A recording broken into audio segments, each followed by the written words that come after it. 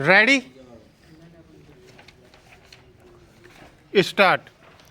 कोई भी भाषा बुरी नहीं होती, क्योंकि सबकी अपनी अपनी विशेषताएं होती हैं। हर भाषा जबकि किसी अन्य के लिए केवल भाषा होती है, तो अपने लिए मातृभाषा होती है। अतएव किसी भाषा अथवा किसी भी मातृभाषा को बुरा मानना या समझना, अपने से हे हीन मानना समझना मनुष्यता नहीं, विद्या प्रेम नहीं, प्रत्युत नीचता और संकीर्णता है। हर भाषा का अपना साहित्य भी होता है और उस साहित्य की अपनी विशिष्टता होती है।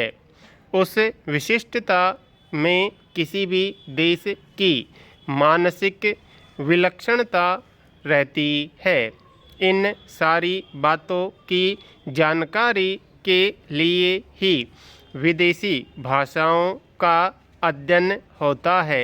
अनेक भाषाओं का ज्ञान आवश्यक है, क्योंकि इससे मानवीय दृष्टि, व्यापक विचार, उदार और अंतर्राष्ट्रीय संबंध दृढ़ होते हैं।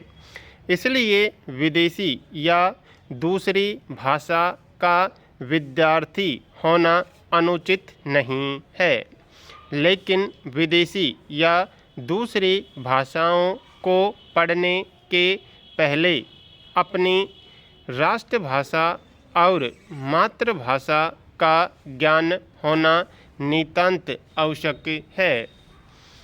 अपनी भाषा में हृदय बोलता है। इसमें माँ की ममता, राष्ट्रीय संबंधों की मधुरता और अपने को जानने पहचानने की सरलता रहती है, अपनापन रहता है। इसको सीखने के लिए हमें विशेष श्रम नहीं करना पड़ता।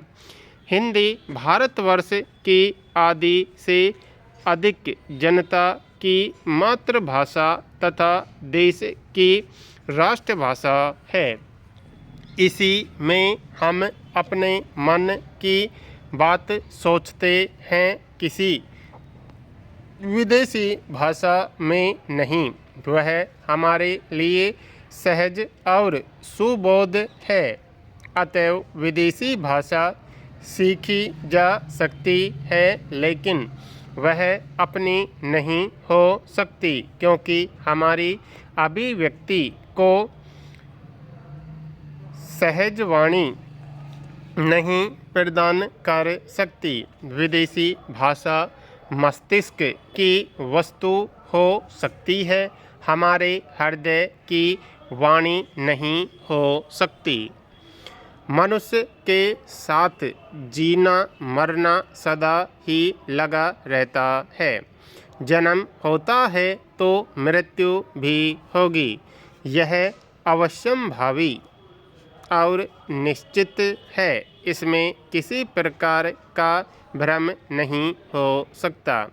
लेकिन राष्ट्र अमर होता है, उसकी आत्मा अमर होती है। वह मनुष्य की भांति जीता या मरता नहीं, राष्ट्र की शक्ति है। उसके नागरिक, उसकी संस्कृति, उसका साहित्य, उसकी परंपरा और उसकी ऐतिहासिक चेतना नागरिकों की सबल एकता से राष्ट्र मजबूत होता है। उसकी आत्मा सशक्त और दीर्घजीवी होती है। जब तक राष्ट्र की आंतरिक एकता सुदृढ़ रहती है, कोई भी बाहरी शक्ति उस पर अंगुली नहीं उठा सकती। उसका अमरत्व बना रहता है, उसका पतन नहीं होता। लेकिन घृणा, कलह, उसकी आंतरिक शक्ति को छीन और खंडित करती है और तब राष्ट्र का ह्रास होता है। किंतु यह ह्रास ही है, राष्ट्र की मौत या नाश नहीं। राष्ट्र के साथ उसकी संस्कृति, साहित्य, परंपरा, कला, ऐतिहासिक चेतना जैसे जो अमर तत्व हैं, वे पतन के समय अपने नागरिकों को पुनः सचेत और प्रकृतिस्थ करते हैं। राष्ट्र की परंपरा और इतिहास चेतना ही प्रदान होती है। जिस तरह मनुष्य मरता है मगर उसकी परंपरा कभी नहीं मरती, उसी तरह व्यक्ति मरता है मगर राष्ट्र नहीं मरता। सभापति